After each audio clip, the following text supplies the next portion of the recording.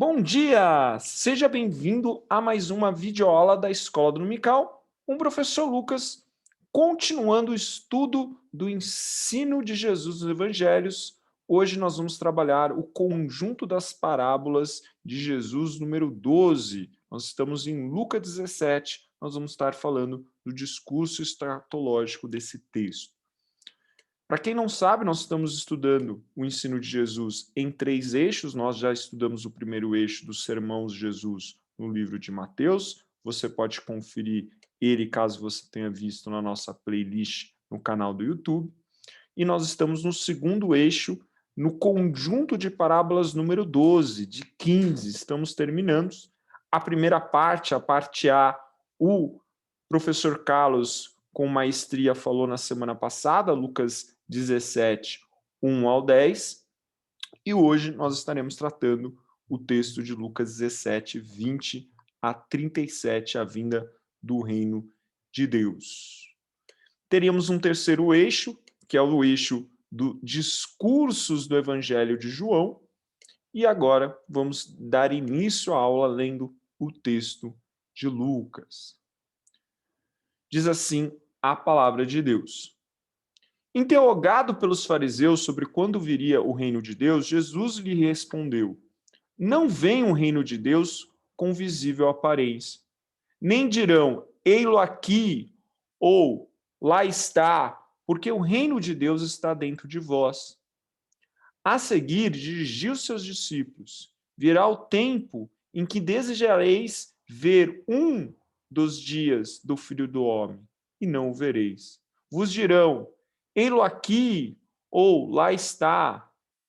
Não vedes, não sigas, porque assim como o relâmpago fuzilando brilha de uma outra extremidade do céu, assim será no seu dia o Filho do Homem. Mais importa que primeiro ele padeça muitas coisas e seja rejeitado por essa geração. Assim como foi nos dias de Noé, será também nos dias do Filho do Homem.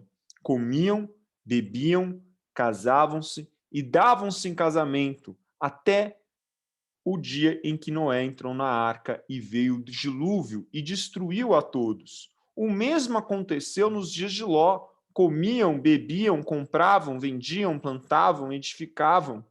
Mas no dia em que Ló saiu de Sodoma, choveu do céu fogo e enxofre e destruiu a todos.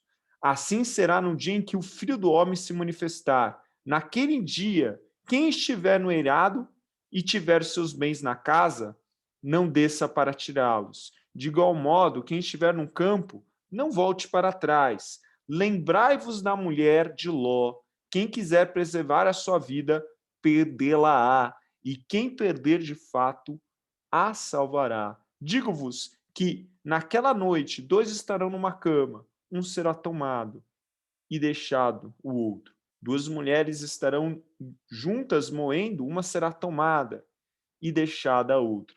2 estarão num campo, um será tomado e o outro será deixado. Então lhe perguntaram: Onde será isso, Senhor? E respondeu-lhes: Aonde estiver o corpo, aí se ajuntarão também os abutres. Então lemos Lucas 17, capítulo 20 ao 37, na versão Almeida Revista e Atualizada. A primeira coisa que a gente tem que entender é nós estamos trabalhando esse texto uma questão simples. Ele não é uma questão simples. Por quê? Por que trabalhar esse texto? Esse texto não é uma parábola, né, Lucas? Por que você está trabalhando esse texto? Para quem não sabe, nós já trabalhamos o sermão escatológico, a qual parte desse texto está presente em Mateus. Mas o texto de Lucas, ele traz muitos novos elementos que eu percebi que seria necessário trabalhar eles separadamente. Que trabalhar o texto de Mateus 24 não trouxe todos os elementos que tinha em Lucas 17. Então, mesmo ele não sendo uma parábola, eu resolvi tratá-lo, já que nós estávamos falando das parábolas de Lucas 17. Porque, diferente de Mateus, que coloca todo o sermão escatológico no capítulo 24, e Marcos, em Marcos 13, Lucas ele vai dividir esses discursos escatológicos em 5 oportunidades. Lucas 13, Lucas 17, Lucas 19, Lucas 21 e Lucas 23. E isso cria um material novo, totalmente diferente, ainda que você vai ver alguns elementos que a gente tratou em Mateus 24, você vai ver elementos novos que nos dão uma nova perspectiva do texto. Por isso que eu achei fundamental a gente trabalhar ele, ainda que a gente já tinha trabalhado o sermão escatológico. Então, uma coisa que a gente tem que entender, esse texto, ele não é uma parábola, tá? Por isso que eu coloquei o discurso escatológico, a vinda do reino de Deus, tá? Então, o que seria um discurso escatológico, Lucas? Um discurso escatológico seria um discurso onde ele não se propõe em fazer uma sequência detalhada de eventos, mas sim é um discurso de instrução, de exortação, de orientação para que o povo chamado de Deus estivesse pronto, seja para o juízo de Israel, que é a destruição do templo, ou para a vinda do Filho do Homem. Então, o discurso escatológico é a preparação para a vinda do reino de Deus. Então, ele não se propõe em ser algo organizado e metodológico, muitas vezes, mas sim o foco, o objeto é exortar o povo a aceitar o reino de Deus, a aceitar o plano de redenção de Deus. Basicamente, esse é o foco dos textos escatológicos. E é esse objeto que a gente sempre deve se assentar, né? Qual é a moral que Cristo está trazendo nesse contexto de crise escatológica, seja a crise da destruição do templo ou de crise do fim dos tempos, né? E o que nós precisamos para, então, entrar no reino, para estar no plano de Deus e não sermos julgados e condenados, né? Então, isso é um contexto de discurso escatológico. Então, ele não é uma parábola, esse texto, é um discurso escatológico. Ainda que haja alegorias dentro do texto, não é uma estrutura de parábola, mas sim de um discurso. E qual que é o contexto dele no Lucas 17? Então, como o Carlos já falou e já temos falado, desde Lucas 12, aqui é um material que a gente chama de um material de viagem, tá? Um material de viagem onde Jesus sai ali da Judéia e vai caminhando até Jerusalém, e isso você vai ver mais ou menos entre Lucas 12 a Lucas 19, que é um material de viagem do texto de Lucas. A gente viu no texto anterior o Carlos explanando ali sobre o perdão, explanando alguns temas, né, que Jesus vai instruindo o povo de Deus, e após esse momento do perdão, Jesus passa pela região de Samaria e Galileia, indo em direção a Jerusalém. Né? Era muito comum você, estando na Galileia, passar por Samaria, que era um caminho mais curto para chegar em Jerusalém. Jesus estava nesse caminho e ele tem um encontro, como você vê na imagem, na pintura, de 10 leprosos. Jesus cura os 10 leprosos, ele manda esses leprosos irem se mostrar no templo, mas antes de se mostrar no templo, após serem curados, um dos 10, né, todos os 10, ao se perceberem curado, eles vão, mas um dos 10, antes de ir ao sacerdote, ele volta para Jesus a agradecê-lo. E é interessante essa informação, porque Lucas coloca essa informação bem antes do texto a qual Jesus vai explicar o que é o reino dos céus. E é interessante que ele pergunta, cadê os outros quando ele chegou? Né? Só você? E esse era de origem samaritana. Isso demonstra que o reino de Deus não é mais formado por status religioso. Ele era um leproso, que era considerado pecaminoso. Não era considerado mais por nacionalidade, né? Porque ele era um samaritano, alguém impuro, alguém que para o judeu não era um povo escolhido, era um povo que havia se corrompido com as práticas pagãs. Então seria um estrangeiro. E mesmo assim, esse homem, ele creu, porque o reino de Deus é para todo povo, para todo tipo de homem que crê. Ele não está vinculado a uma nação, ele não está vinculado a uma estrutura religiosa, mas à fé na salvação vinda de Deus pelo Cristo. Isso é muito importante, porque vão ter elementos disso quando ele for falar do reino de Deus. E aí aponta a dureza dos outros nove, que o texto não fala a origem dele, mas que possivelmente seriam judeus, e que não foram agradecer a Jesus, porque isso demonstra como o coração dos judeus eles eram duros para entender que a revelação do reino era demonstrada pela figura de Cristo. Né? Então, esse paralelo também é importante a gente frisar, porque vai ser um tema do discurso posterior.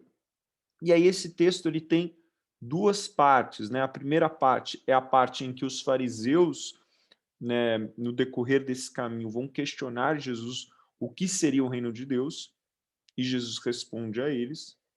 E aí, após eles responder, provavelmente ele vai continuar andando. E aí ele vai voltar aos seus discípulos e continuar falando sobre o reino de Deus, só que agora com uma instrução aos discípulos.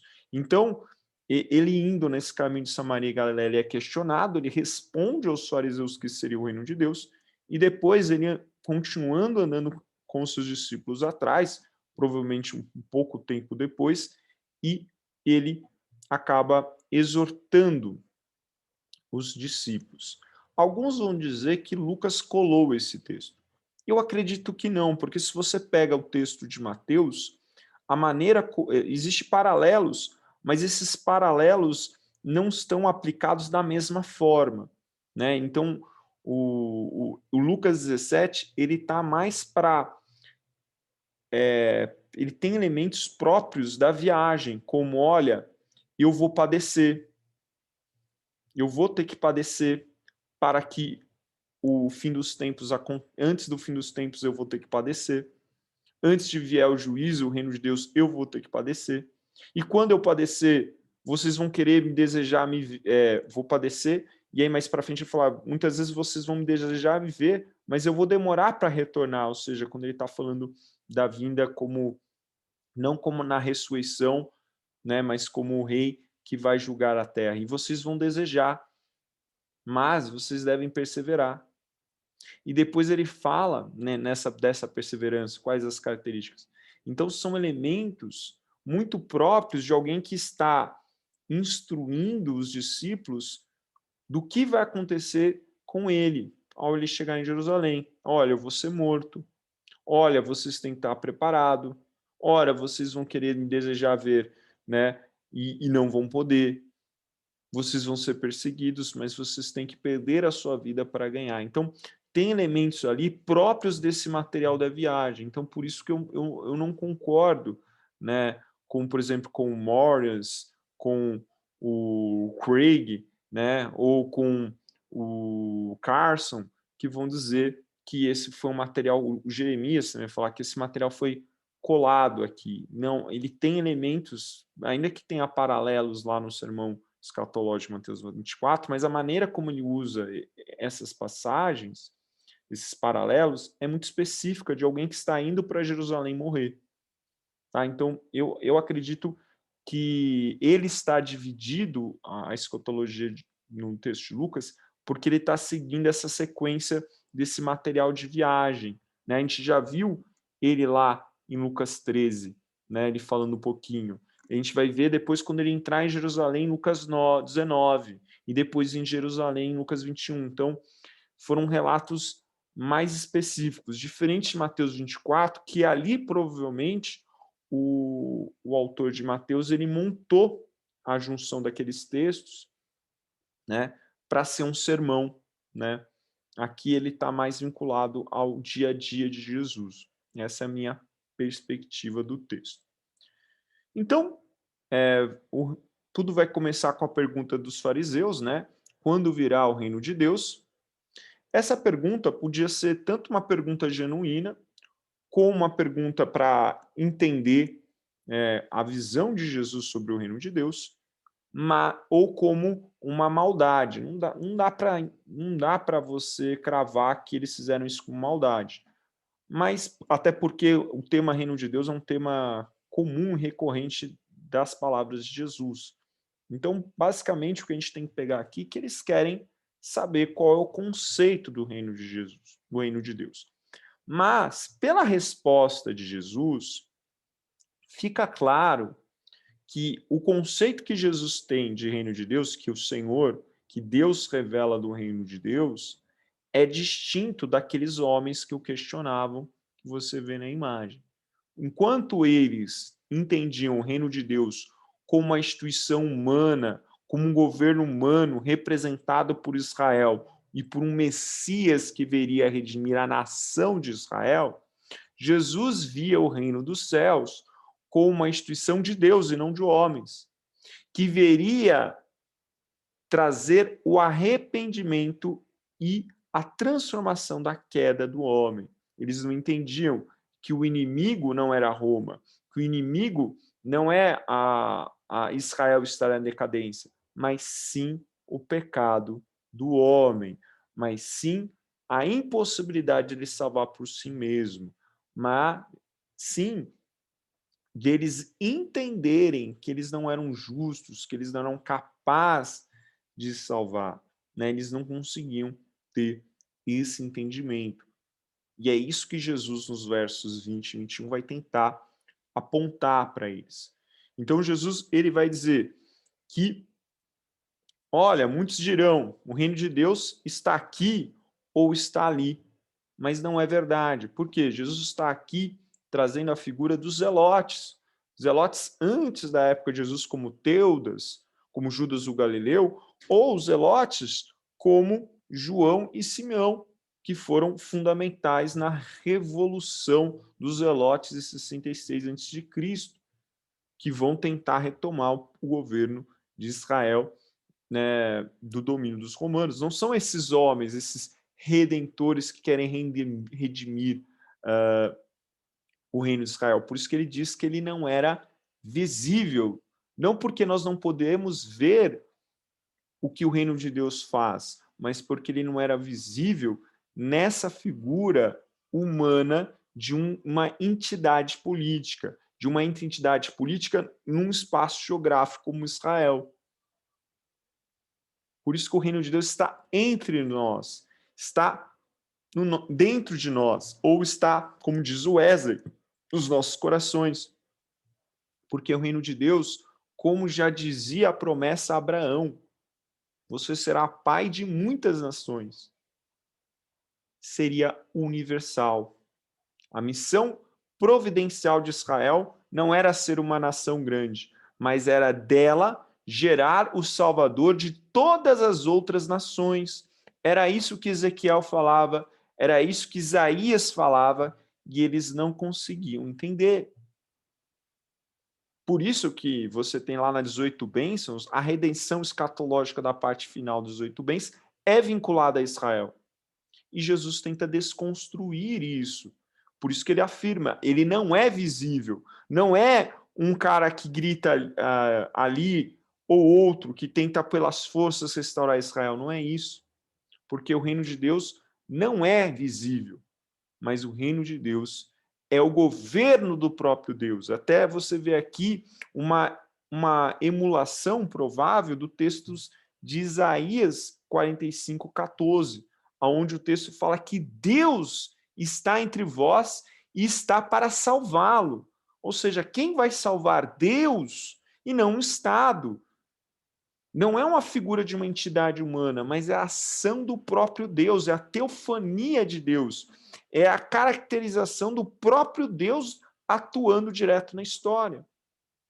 Por isso que ele tem que ser percebido, o reino, como a ação de Deus na pessoa, na mensagem e na atividade, que seria o próprio Cristo, curando, fazendo milagres, que Isaías já tinha falado lá no capítulo 7, que Jesus leu o texto na sinagoga de Nazaré, que Jesus apontava, fazendo as obras que os profetas indicavam como a atividade do Filho de Deus, do Filho do Homem. Mas eles não entendiam, porque não entendiam o conceito de reino. Então Jesus aqui tenta desconstruí-la, né? E por isso que é importante, quando ele diz que o reino de Deus não é visível, não está em contradição quando ele fala que alguns discípulos viriam o reino, falando sobre a glória do Filho do Homem, né? Falando lá em Lucas 9, 27, 28, quando a gente vai ver no Monte da Transfiguração. E nem quando os 70 voltam, Lucas 10, falando que eles viram o reino de Deus, né? Porque os demônios se respeitavam a autoridade nova de Jesus. Né? Ele não está se contradizendo, não, mas é porque isso não é um governo do homem, não é um governo humano, não é um Estado, mas é uma ação de Deus dentro da história, na figura e na autoridade de Jesus Cristo, na figura e autoridade do Filho do Homem, na ação direta de Deus na redenção da história. Tá? Então, era essa distinção que Jesus estava fazendo. E até se a gente for mais profundo, o que seria então o reino dos céus, né? E aí você vê as duas expressões no Novo Testamento, o reino dos céus ou o reino de Deus. Né? Reino dos céus mais comum no texto de Mateus, reino de Deus mais comum no livro de Lucas. Aqui Mateus ele endereça provavelmente a judeus, então ele não quer usar o nome de Deus de forma em vão, como pensavam os judeus, e já o texto de Lucas é um texto para Teófilo, então uma pessoa possivelmente grego-romana, ou um judeu, mas assim, um texto mais escrito por um grego que não teria a preocupação, né? Lucas seria de Antioquia, não teria essa preocupação de Mateus. Então, o que seria o reino de Deus? O reino de Deus seria a ação de Deus em redimir a história, mas não só a ação de Deus em redimir a história na figura e na pessoa do Messias, mas a instauração de uma nova família, de um novo povo chamado de Deus, que não seria mais Israel, porque seria universal. Que Jesus vai denominar depois, lá em Mateus 16, da igreja, a eclésia. Então, o reino agora não é construído dentro de um espaço geográfico e de uma identidade nacional, mas num chamado para todos os povos se arrependerem e crerem, como na promessa de Abraão, será pai de muitas nações. Então, vai ser formada não por uma identidade, não por espaço geográfico. Então, por que em Lucas? Por todo aquele que crê na vinda do Messias, na vinda do bendito do Senhor que veio nos salvar. Por isso que Jesus fala para aquela mulher para aquela mulher samaritana, a salvação vem dos judeus. Mas agora não importa o lugar de adorar, se é em Jerusalém ou se é na Samaria. Porque Deus está à procura de pessoas que adorem a Deus em espírito e em verdade. Ou seja, não está mais preocupado com espaços geográficos. Ainda que a promessa veio dos judeus, não é dos judeus, porque João Batista diz que se vocês não apresentarem frutos, né, de arrependimento, não adianta dizer que são filhos de Abraão, porque Deus vai fazer suscitar filhos de Abraão dessa terra, porque o machado está sobre a raiz. Ou seja, se não dermos frutos, seremos cortados, porque a salvação agora é implicitamente ligada não mais a uma identidade, a um espaço, mas à fé, não importando a sua origem. Por isso que o texto anterior dos leprosos se conecta aqui a esse conceito de reino de Deus. Então, o que liga essa nova família, esse novo povo chamado? Todo aquele que responde o ato direto de Deus na figura de Jesus Cristo e crê. E aqueles que crerem agora são a família de Cristo e representam o seu reino e o seu governo e devem testemunhar desse reino e dos seus valores por toda a terra. Só que, ao mesmo tempo, o reino de Deus é agora e daqui a pouco, porque o reino de Deus começa na morte de Cristo, né? Começa em Cristo e em sua morte. Mas haverá aquilo que Jesus chama do tempo dos gentios. E esse tempo de gentios, quando acabar, quando o tempo de gentios será julgado, então virá o tempo do cumprimento. Por isso que o reino de Deus é agora e daqui a pouco.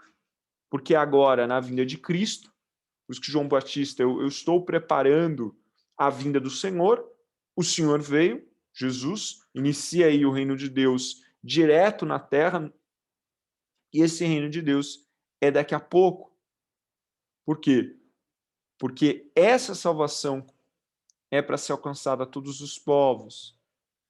E quando Cristo vier em glória, não mais como servo sofredor, mas como rei, então virá o fim dos tempos. Porque por isso que é agora e daqui a pouco. É agora que começa a minha salvação, que eu creio no presente, por isso que é um presente, na salvação de Cristo, e o futuro virá a eternidade, seja o futuro ele vindo nos meus dias, sendo ou com a minha morte eu esperarei na glória o seu juízo e retorno definitivo. Então, esse conceito é o reino de Deus. Não é uma nação, não é um espaço, é todo aquele que crê. Esse que crê forma um novo povo chamado que deve testemunhar e ter virtudes desse reino, e esse reino é agora e daqui a pouco. Agora que eu creio, me arrependo, me torno salvo, e daqui a pouco, quando Deus virá, Jesus virá e julgará esse tempo dos gentios e a todos. Isso é o conceito de reino de Deus, tá? Então, o objeto desse texto é a vinda do reino, é a vinda de Jesus. E essa segunda parte, então a gente viu a primeira parte, a discussão sobre reino, né, entre o fariseu e Jesus, e depois Jesus dá esse tema que os fariseus iniciaram, depois de um tempo, e retorna e se dirige aos discípulos. E ao se dirigir aos discípulos, a gente pode ver 3 momentos dessa vinda do reino, né? Que é o Filho do Homem virá, mas ele vai demorar, ou seja, o Filho do Homem não como servo sofredor, mas como rei. E antes de ele vir, ele vai ter que padecer. Mas após padecer, ainda que demore, eu virei de maneira inesperada. Por isso, vocês têm que vigiar, vocês têm que estar prontos. Então, do 22 ao 25, ele fala da demora do Filho do Homem. Do 26 ao 29, fala do Filho do Homem ter que padecer para que se cumpra, então, o fim dos tempos, para que inicie o tempo dos gentios e prepare tudo para que ele virá pela segunda vez. Mas que mesmo assim, eles teriam que estar preparados. E aí a terceira parte é como estar preparado, como vigiar para isso. Então vamos começar dessa primeira parte, a demora do Filho do Homem, lá em Lucas 22, 25, Lucas 17, 22, 25. Então, a primeira coisa que ele aponta no texto, após ele falar sobre o que é o reino de Deus, é que ele vai demorar. Mas quem vai demorar para demorar? Como você vê nessa segunda imagem, a vinda de Jesus Cristo como rei. Vamos lembrar que o texto de Isaías, ele fala na figura do Messias como servo sofredor, que deve padecer, como você vê nessa primeira imagem, na cruz, e depois um rei que vem para reinar eternamente, que aí seria Jesus vindo em glória. E aí ele não vem mais para salvar, mas sim para julgar o mundo e reinar por toda a eternidade na terra. Então são dois instantes distintos. Então quando ele diz que o Filho do Homem vai demorar, ele está dizendo da sua segunda vinda. E aí ele diz, olha, eu vou demorar. Depois que eu vou demorar, depois que eu padecer, eu vou demorar. Então, estejam preparados para isso. Não entrem em desespero. Vocês vão desejar me ver novamente, mas vocês não vão poder. Não entre, não entre em ansiedade, numa ansiedade que você acaba sendo levados por discursos dizendo, olha, ele está aqui, ele está ali. E vocês vão atrás de homens como os Zelotes, João e Simão, de 66 depois de Cristo, que apontavam aquele reino político. Não se esqueçam do que é o reino de Deus. O reino de Deus é eu vindo julgar todas as nações. Então, não entrem em desespero, perseverem. E nesse desespero perseverando, não deixem de ser enganados. E terceiro, antes de vir o Filho do Homem pela segunda vez, que vai demorar e que vocês vão desejar e que vocês devem perseverar, antes disso eu vou ter que padecer. Daí a cruz. Eu vou ter que padecer. Porque o reino de Deus começa com o meu sacrifício. Né? Começa não, o reino de Deus ele é alcançado para todos com o meu sacrifício. Se eu não morrer, vocês não podem entrar. Se eu não morrer, vocês não vão ter morada. Por isso que Jesus fala, eu vou preparar a morada. Por quê? Nós não podemos entrar na morada de Deus. Porque nós pecamos. Nós pecamos, estamos destituídos da glória de Deus. Por isso que quando ele morre, ele prepara a morada para nós no Pai. Essa morada começa agora, quando você crê nele. E termina quando ele vir reinar. Termina assim, né? Novos céus, nova terra, entenda isso. Então, eu preciso padecer, porque se eu não padecer, eu não poderei restaurar todas as coisas. Por isso que o apóstolo Paulo vai dizer que todas as coisas convergem na cruz de Cristo, porque todas as coisas podem ser redimidas na cruz. Basta nós crermos. Então, Jesus fala, eu preciso padecer primeiro. Nesse contexto aí do discurso, né, com Jesus falando com os discípulos em Lucas, é a quinta vez que Jesus anuncia a sua morte. Ele falou em Lucas 9, 22, depois falou em Lucas 9, 44. No discurso aí da viagem, ele falou em Lucas 12, falou em Lucas 13 e agora fala pela quinta vez em Lucas 17. Ainda ele vai falar mais uma vez antes de chegar em Jerusalém, em Lucas 18, 32 e 33. Então, por isso que eu falo, ele tem características muito próprias. Ele está preparando eles. Ele está preparando para a morte, ele está preparando após eles ascender aos céus na ressurreição, e eles estarem preparados para esses dois momentos. E aí ele fala, mas, ainda que eu demore para vir a segunda vez, mas, ainda que eu pague os pecados por vocês, e agora vocês podem acessar a glória de meu Pai, eu venho como um relâmpago. Esteja preparado. Ou seja, não dá para prever quando eu vou vir. Né? A figura do relâmpago aqui, diferente do texto de Mateus, e novamente ele usa uma figura que também está no texto de Mateus, mas que significa outra coisa. Aqui, no texto de Lucas, a figura do relâmpago é a figura da ação direta de Deus na história.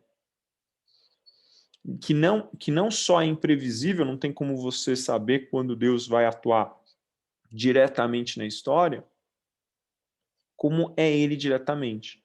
É a ação pura e inteira de Deus. É a teofania de Deus na história. Ela é imprevisível e é ele mesmo atuando. Então ele está falando da sua segunda vinda. Então percebe que essa parte do texto ele está preparando para a morte de Jesus, para a sua ressurreição e para após ele ascender aos céus, e aí depois de um tempo ele vai ter que voltar para julgar a terra. Então ele está mostrando esses tempos. Percebe que não tem uma sequência clara, mas que depois a igreja vai conseguir entender. O segundo momento é a volta será inesperada. Então, a segunda sessão dessa volta inesperada, ela pode ser vista com duas alusões que ele faz do Antigo Testamento. A primeira delas, que você vê nessa primeira imagem, a de Noé, né, que Noé havia pregado para todo aquele povo, né, dos descendentes de Caim, que haviam totalmente desviado de Deus, onde em Gênesis 6:5 falavam que eles eram inteiramente mal, de todo o seu corpo e alma.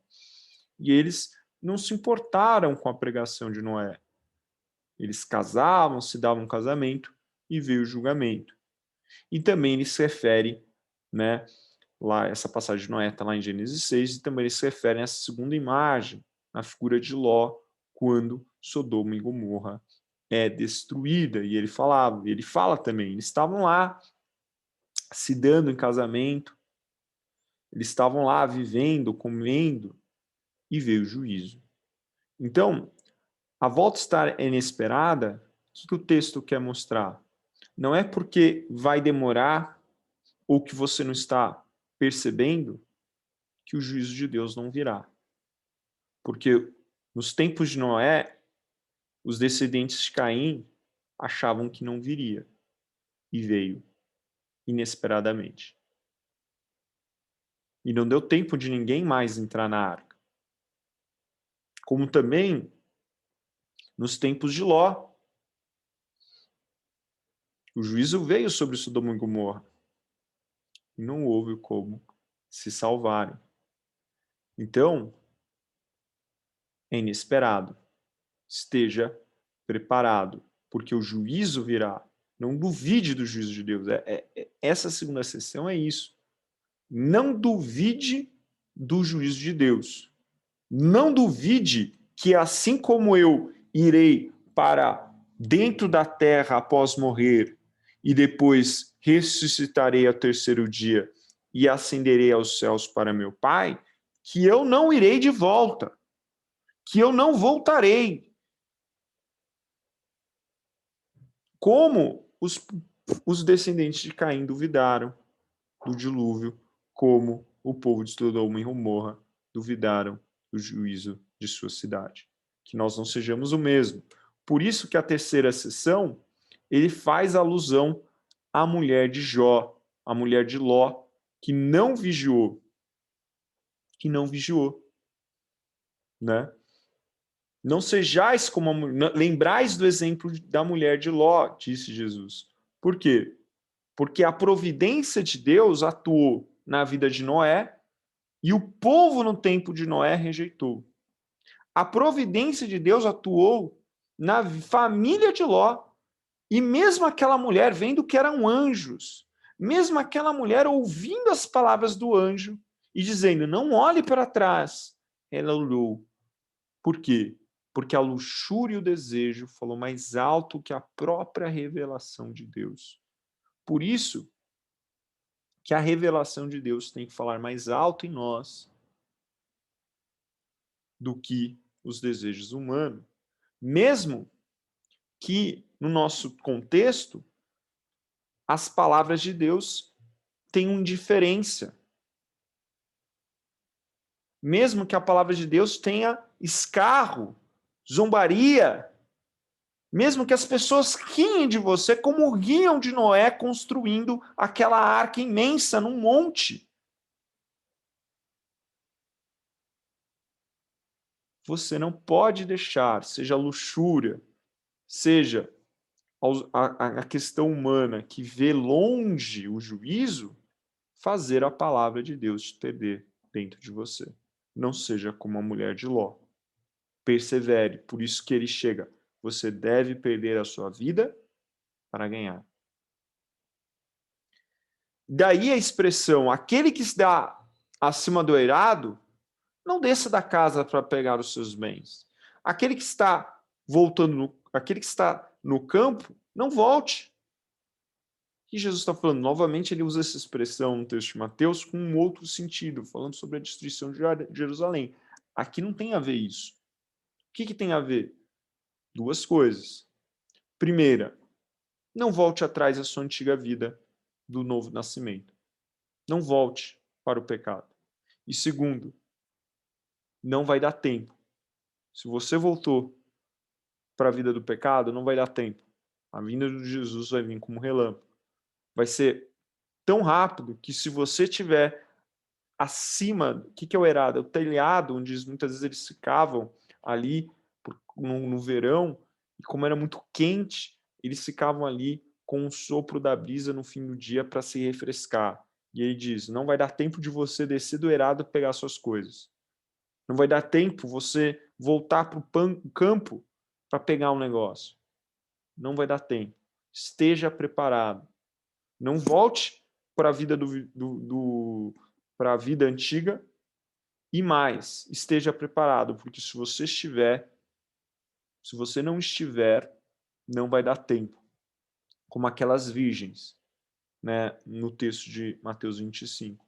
Elas não tinham azeite porque elas não estavam prontas, porque elas não eram sábias, eram tolas. Então não seja tolo. Não esteja tolo, porque não vai dar tempo. Seja salvo e tema a Deus. Por isso que você deve perder a sua vida, não ter o governo da sua vida, mas sim o Senhor, para assim ganhar.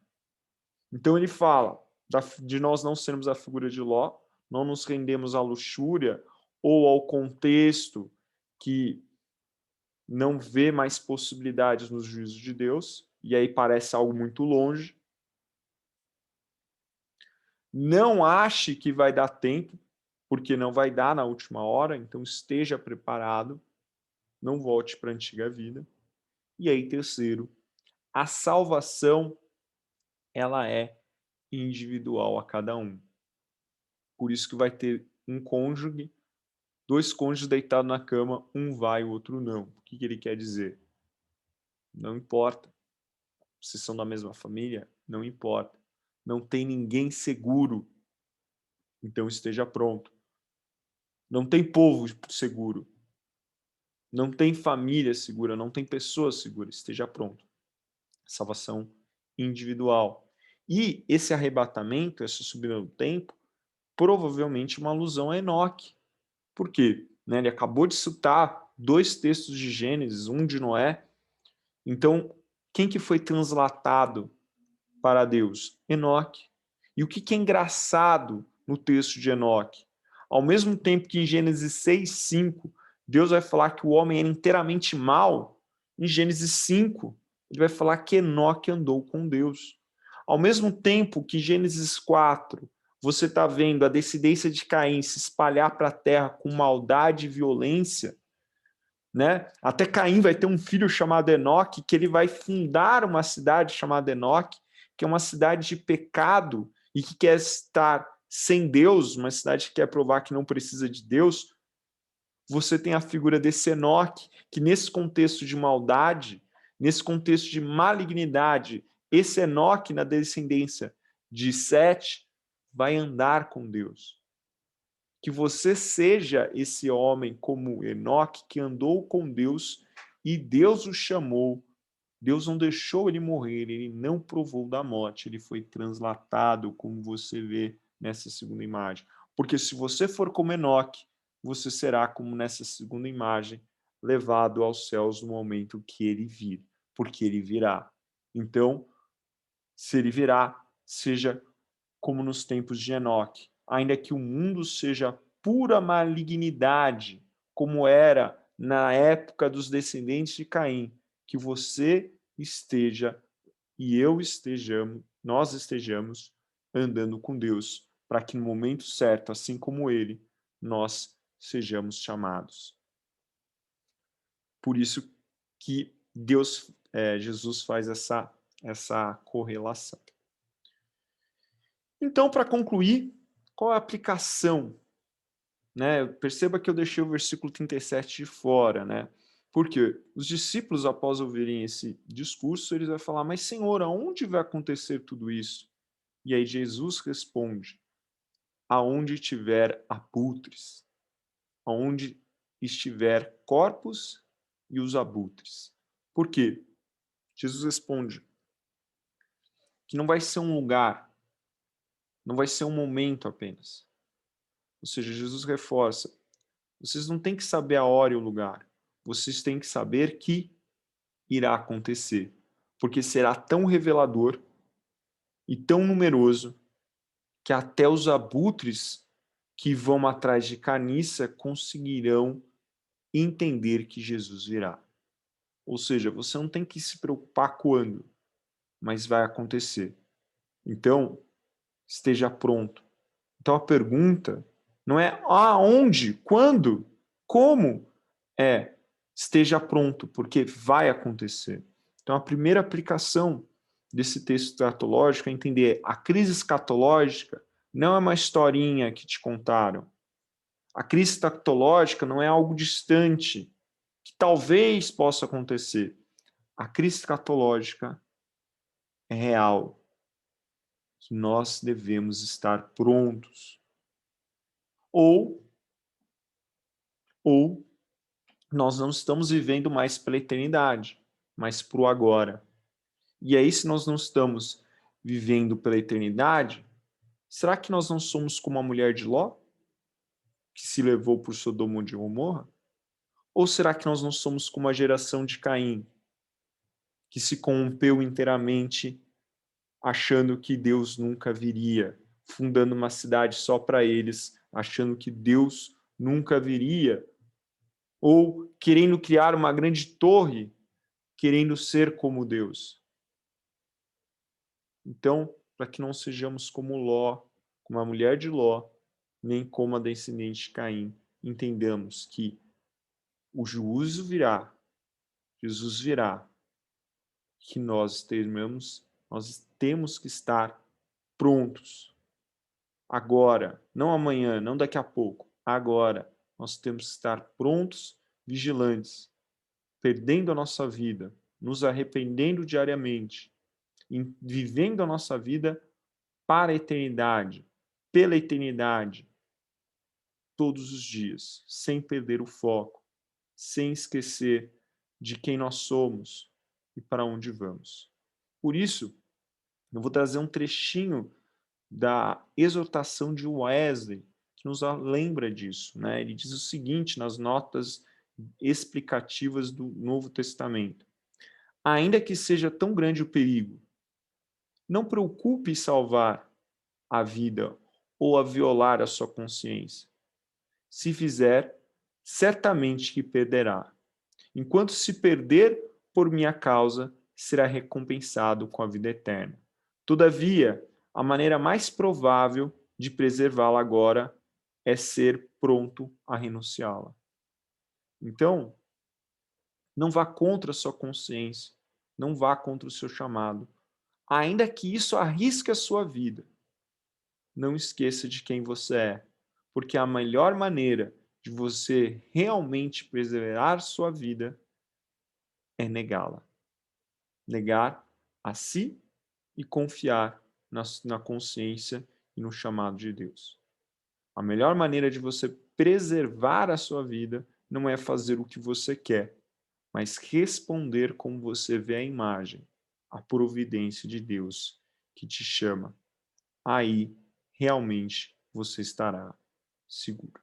Amém? Então vamos orar para terminar.